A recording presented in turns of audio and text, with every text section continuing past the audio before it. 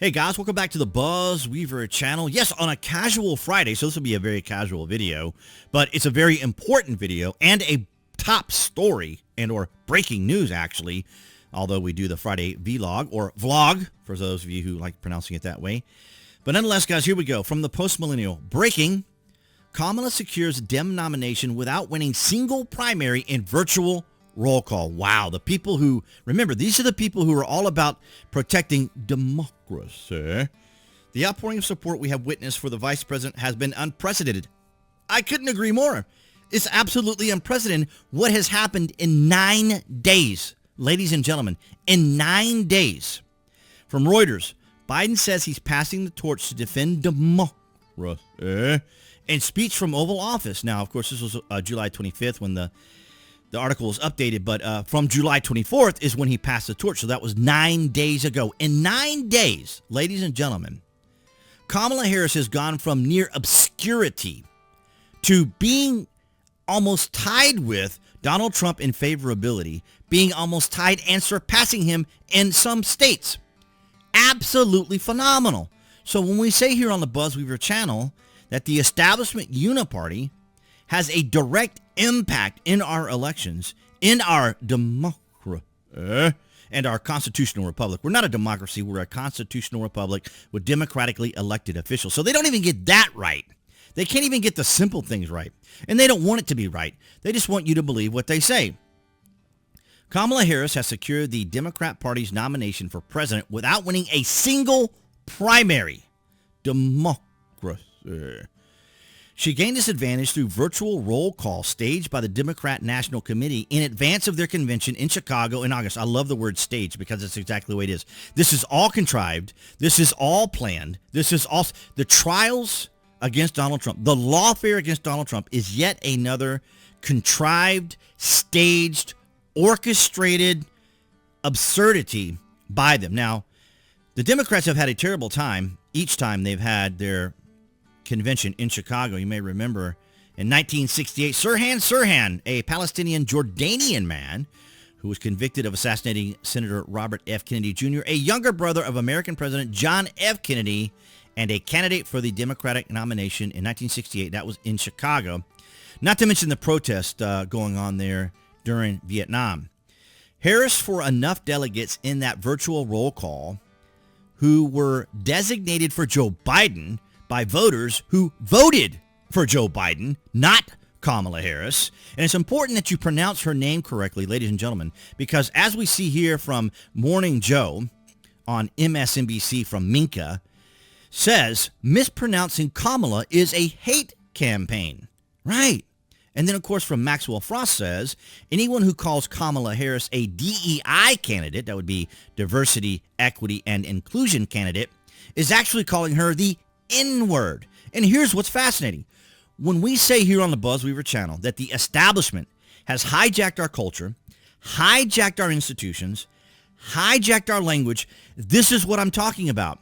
You as a person cannot disagree. You are not allowed to disagree with the mainstream media, with the establishment, with the Democrats. Because if you do, they are going to label you, categorize you, shame you, destroy you, censor you, and ban you, and probably get you fired from your job as well. So this is what I mean by the absurdity of what these people do. They don't even see it. They don't even take a moment to realize that they don't hold themselves to the same standards they expect from everyone else. They're above it all. They're above it all.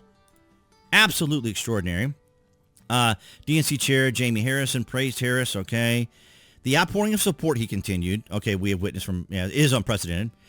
Harris called in to accept the nomination of her party, a party that claims they need to win to save democracy. So you got to say it like that, like the elite, very haughty, very arrogant way of saying it that way, in case you were wondering why I was saying it that way. Actually, that's the way Rush Limbaugh would have said it. Harris, it must be noted, was not democratically nominated and was voted and was not voted for by American voters, simply by the delegates who were meant to vote for Biden at the convention. So there you have it.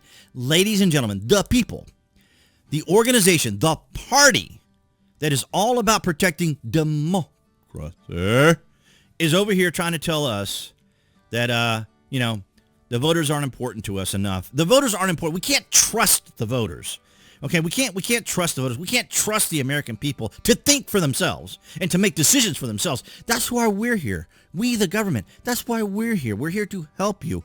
We'll tell you what opinions to have. We'll tell you who to vote for. We'll tell you how to conduct your lives. We'll tell you what's acceptable in everything you do in your everyday life. One of the best decisions I've made was picking Kamala Harris as my vice president. Now, it would have taken Joe Biden about 10 minutes to say that. So I'm not really sure who handles his Twitter, but I'm pretty sure it's probably not him. But I find it fascinating, don't you? 9 days. And speaking of 9 days, we see Kamala's favorability at 42.4%, right? And then we have Donald Trump's at 43.3%. Now imagine this. Imagine if the Establishment Uni-party worked this hard for the American people and our country. Imagine where we would be. Imagine what we'd be able to do here if the Establishment Uni-party worked this hard in a positive direction, in a substantive direction that helped all Americans and not just those who are going to protect their ideology, their philosophy, and their worldview. It's absolutely staggering to me. And here we see, of course, in the betting realm, which is kind of a little bit better way of kind of assessing things because people putting their money where their mouth is. You can see Trump is at 47.7 and Harris is at 46.5%. These are the betting odds.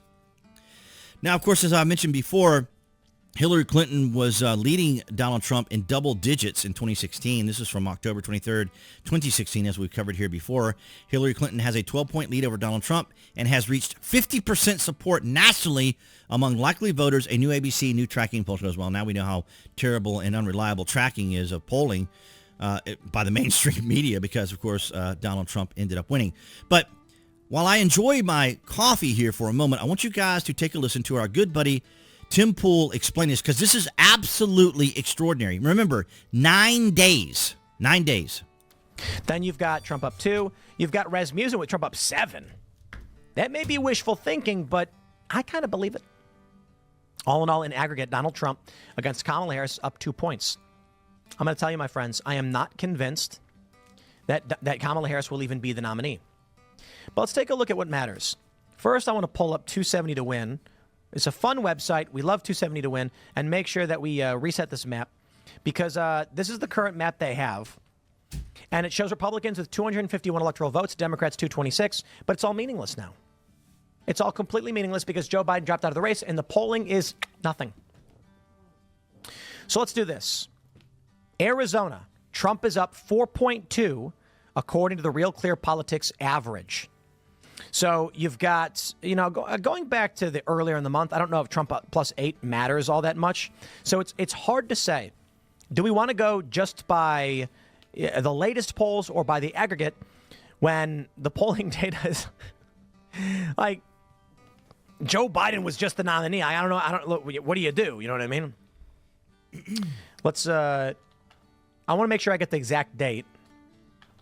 When was the exact date that Joe Biden dropped out? It was the 21st. Okay.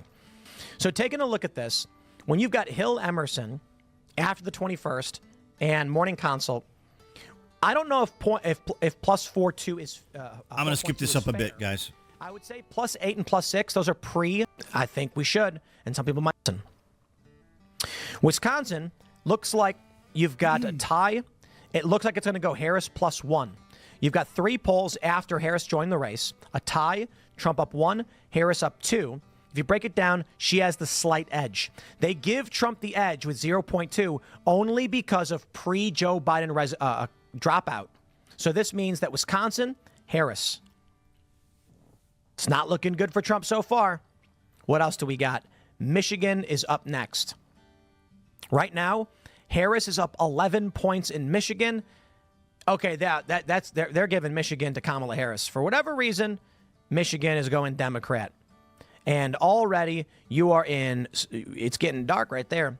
Pennsylvania, this will be interesting.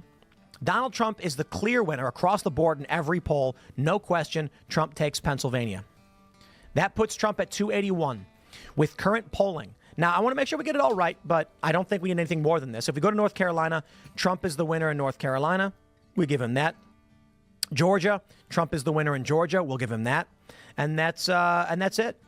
Right now, based on current polling, even with Kamala pulling ahead in some of these states, Donald Trump is still projected to win as of today with 281 electoral votes. Isn't that extraordinary?